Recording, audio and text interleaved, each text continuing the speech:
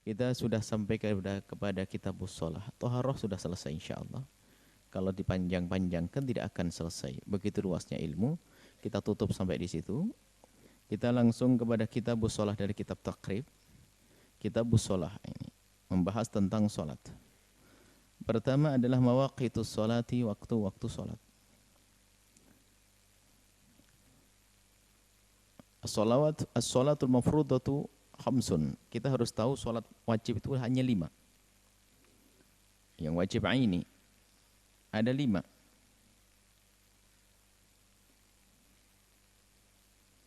Pertama adalah az-zuhru.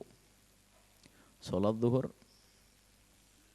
Wa awwalu waqtiha, pertama atau awal permulaan waktu zuhur dimulai dari zawalus syamsi. Ini semuanya enggak perlu pakai alat, enggak perlu pakai, cukup dengan mata ngelihat. Enggak usah pakai jam. Dulu belum ada jam, bagaimana orang tahu zuhur? Adalah cukup zawalus syamsi, tergelincirnya matahari.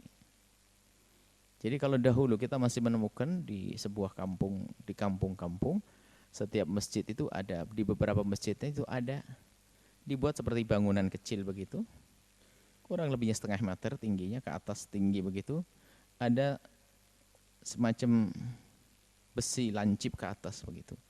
Kemudian itu ada tanda-tandanya. Jadi sebenarnya untuk melihat matahari sudah tergelincir atau belum gitu. Jadi ada itu untuk tanda melihat. Jadi kalau melihat waktu zuhur nggak melihat jam, langsung saja ke situ. Dan ini lebih benar daripada jam. Jadi sebetulnya kita perlu membalikan cara semacam itu. Zuhur kita tepat, nggak akan salah. Kenapa? Melihat matahari. Ada jarum ke atas, kan bergeser. Matahari jika ke arah barat berarti ini akan bergeser, bayangannya ke arah timur. Langsung itu waktu zuhur masuk. Zawalus syamsi, tergelincirnya matahari. Kemudian wa akhiruhu, kapan berakhir? Idza shara dhillu kulli syai'in mithlah. Jadi kalau sudah bayangannya itu 2 kali lipat. Bayangan itu seperti bendanya. Jadi setelah tergelincir akan memanjang, kata matahari bergeser. Semakin turun, maka semakin panjanglah. Jika panjangnya bayangan ini sama dengan barangnya, sesuatunya, maka itu sudah dianggap keluar waktu zuhur, masuk waktu asyar. Ba'da dhilli zawali, ini tentunya lebihnya itu adalah setelah dihitung diambil daripada zawalnya tadi. Jadi zawal kan sangat sedikit. Jadi sedikit sekali. Jadi tergelincirnya matahari itu sangat sedikit sekali. Jadi cukup waktu istiwa matahari di atas kepala kita. Detik berikutnya adalah sudah tergelincir. Waktu itulah masuk waktu zuhur. Jadi singkat sekali, hampir tidak terlihat ba'da dhilli zawal itu.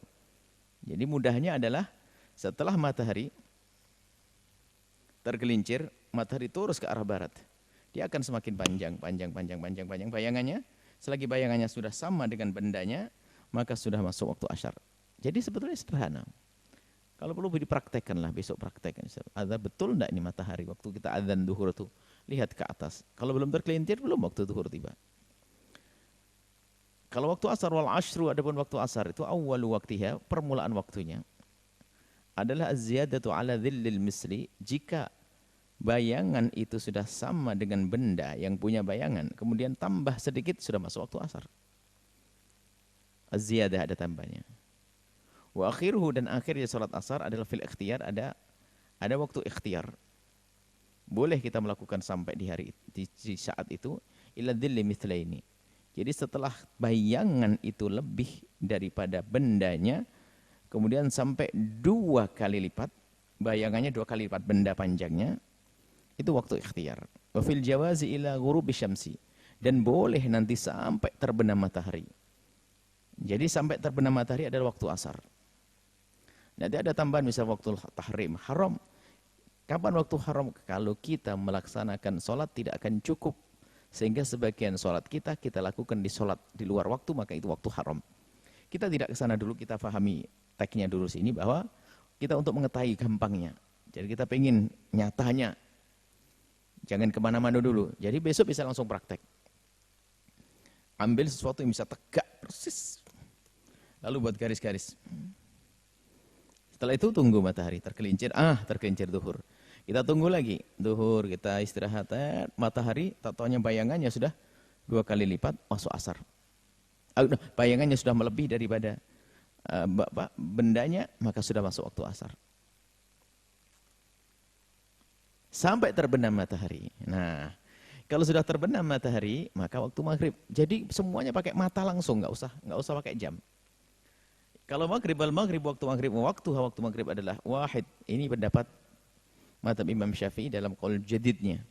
Pendapat barunya mazhab Imam Syafi'i yang ternyata para ulama Syafi'iyah meninggalkan pendapat yang baru menggunakan pendapat yang lama. Jadi yang dikuatkan oleh para ulama mazhab Syafi'i justru pendapat yang lama. Pendapat baru dulu begini. Jadi waktu maghrib jelas, masuknya jelas kapan matahari terbenam. Berbeda antara hukum terbit dan hukum terbenam. Hukum terbit biarpun masih mengintip, maka waktu subuh sudah berakhir. Matahari baru mengintip, waktu subuh berakhir. Tapi kalau terbenam, matahari hendak terbenam, belum maghrib tiba. Sampai matahari tenggelam semuanya di telan bumi, maka saat itu maghrib tiba. Jadi sudah terbenam semuanya. Jadi matahari terbenam semua baru masuk waktu maghrib. Lah kemudian sampai kapan? Ini pendapat baru dalam mazhab Imam Syafi'i. Wa waqtuha wahidun, waktunya satu. Wa huwa ghurubu syamsi, terbenamnya matahari. Wa bimikdari, kemudian setelah terbenam matahari diperkirakan bimikdari ma yu'adzin, cukup untuk adzan. Wa tawaddu wudu. Kemudian yasturul aurati, menutup aurat. Wa yuqimus salata iqamat. Yusalli 5 rakaat, salat 5 rakaat, 3 fardu, 2 sunnah. Setelah itu berakhir waktu maghrib. Sempit sekali. Jadi mendengar suara adzan diperkirakan, anggap saja suruh memerankan satu orang. Habis adzan, ambil wudu. Habis wudu, menutup aurat. Habis menutup aurat, sholat maghrib. Habis sholat maghrib 3 rakaat, sholat sunnah ba'diyah 2 rakaat. Setelah itu, selesai. Berapa menit kira-kira?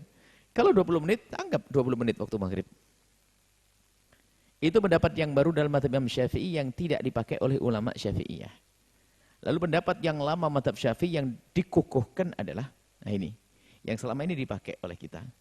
Mulai dari terbenam matahari, hingga hilangnya mega merah. Jadi setelah matahari terbenam itu akan meninggalkan sisa memancarkan cahaya yang cahaya tidak terlihat dari bumi, tapi akan terlihat pancarannya di atas mega merah. Mega merah yang terkena matahari. Jadi matahari itu akan semakin menjauh, nanti mega sampai hilang. Bersama maghrib syafaqil ahmari, bersama hilangnya mega merah, itulah hilangnya waktu maghrib, masuk waktu isya. Jadi setiap sore tiba, kita akan lihat mega merah di ufuk barat sana. Dan itu waktu maghrib masih ada. Kalau ternyata mega merah sudah tidak ada, berarti benar-benar malam waktu isya tiba. Baik, ini. Benda kemudian wala isya, ada waktu isya adalah awwalu waktiha, pertama kali waktunya adalah idza ghaba syafaqul ahmar, bersama hilangnya idza ghaba, hilang syafaqul ahmar, mega merah. Wa akhiru fil ikhtiyar, waktu ikhtiyar boleh ditunda sampai ila thuluthil lail, sepertiga malam. Kita kira-kira jika malam itu 12 jam, ya kita bagi 4. Thuluth. Sepertiga malam. Perkiraan adalah dari sebelum jam 10-an malam. Thuluth, sepertiga malam. 10-11. Wa fil jawasi, adapun bolehnya sampai ila tulu'i fajr tsani, sampai terbit fajar yang kedua. Jadi waktu subuh itu waktunya membentang panjang, mulai dari waktu maghrib berakhir, maghrib syafaqil ahmar, waktu itu masuk waktu isya. Terus terbentang panjang sampai terbit fajar shadiq. Fajar shadiq artinya masuk waktu maghrib, waktu subuh. Jadi antara sholat dengan sholat itu sambung menyambung, kecuali antara subuh dengan duhur, itu saja. Intinya begitu.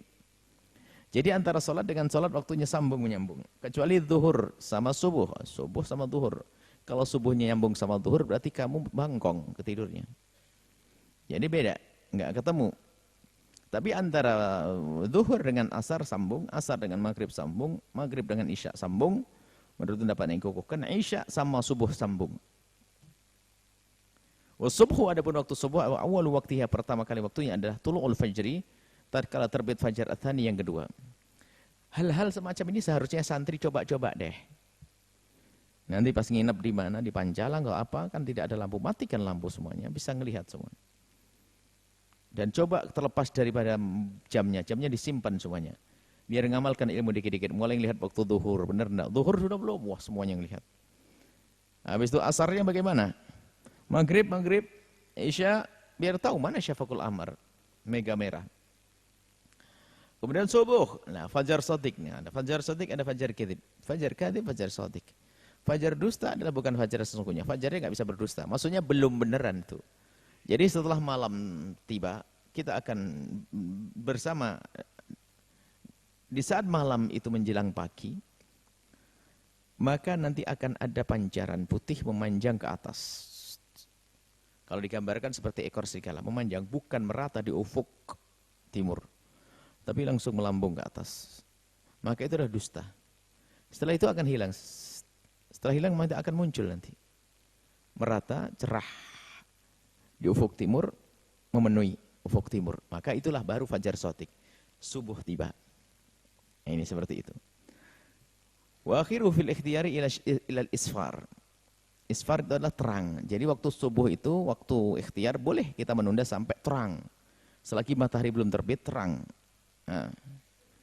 Kemudian setelah itu, fil jawaz boleh sampai ila tulu'is syamsi, sampai terbitnya matahari. Selagi belum terbit, masih boleh sholat subuh. Tapi kalau sudah terbit, enggak, habis keluar dari waktu subuh. Baik, ini adalah masalah waktu.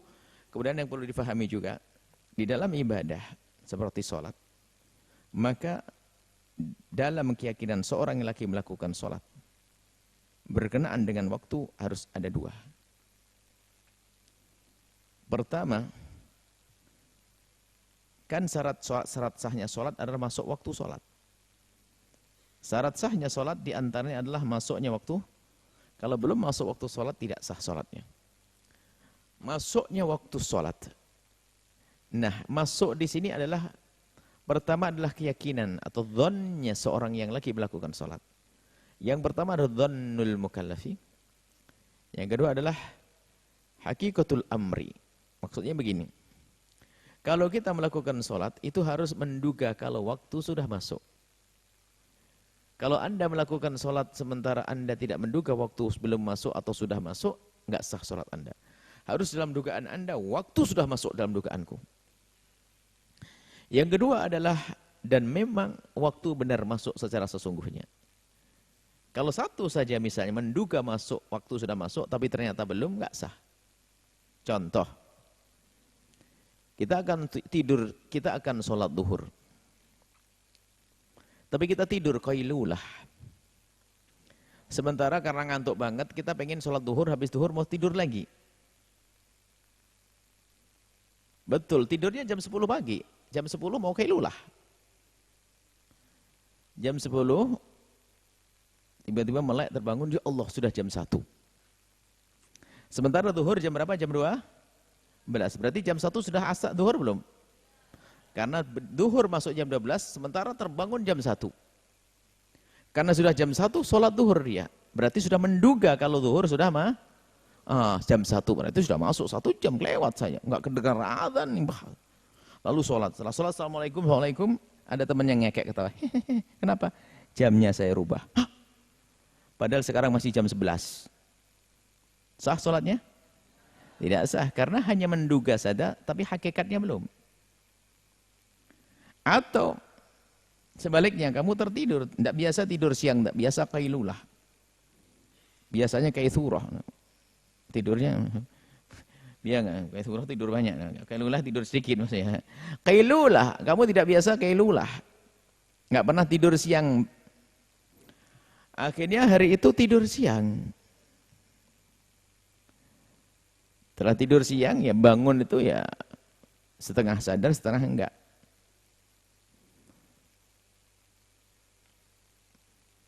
Langsung sholat. Allah, langsung wudu, langsung sholat.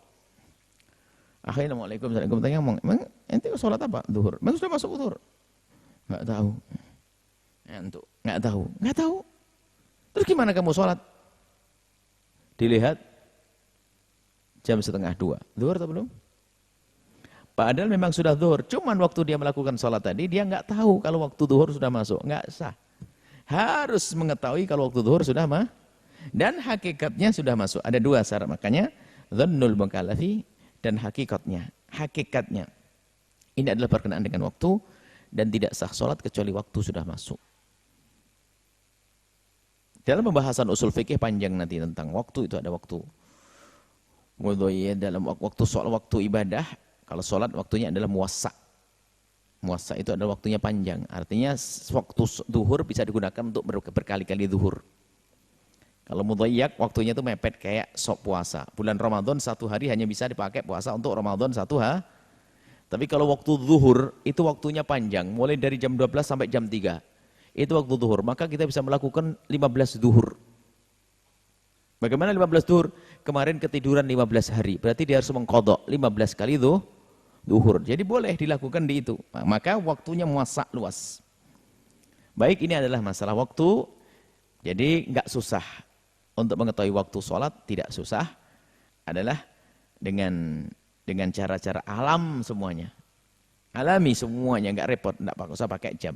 Dan itu lebih tepat daripada jam yang selama ini. Jam itu beda kok. Menurut penanggalan yang satu, isyraq itu adalah jam 5.52. Satu lagi mengatakan jam 5.56, selisih 4 menit. Padahal 4 menit itu matahari, kalau matahari sudah cepat melambung. Kalau matahari 5 menit itu sudah cepat tinggi. Tapi perbedaan semacam itu. Maka yang paling tepat adalah kita melihat langsung. Bolehlah nanti sekali-kali praktek besok pagi atau lihat zuhur siang praktek. Ini saja insyaallah.